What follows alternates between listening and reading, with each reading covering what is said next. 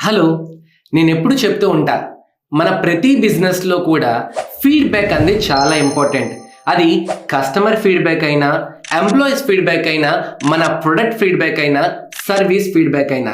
అయితే ఒక పేపర్ ఇచ్చి ఫీడ్‌బ్యాక్ తీసుకుంటే ఆ ఫీడ్‌బ్యాక్ డస్ట్‌బిన్‌లో కూడా వెళ్ళొచ్చు. సో, ఎప్పుడైనా సరే మీ బిజినెస్‌లో ఉంటున్నప్పుడు ఒక డిజిటల్ ఫీడ్‌బ్యాక్ మెథడ్ మనకి ఆన్‌లైన్‌లో చాలా టూల్స్ ఉన్నాయి.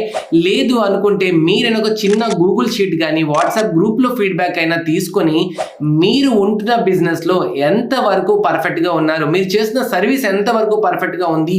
ఇలా ఫీడ్‌బ్యాక్స్ తీసుకోవడం ద్వారా మీ బిజినెస్‌లో ఉండే నెగటివిటీని పాజిటివ్‌గా తీసుకొని మీ బిజినెస్‌ని నెక్స్ట్ స్టేజ్‌కి తీసుకెళ్లొచ్చు. ఏంటి? ఏ బిజినెస్ రన్ చేస్తున్నారు?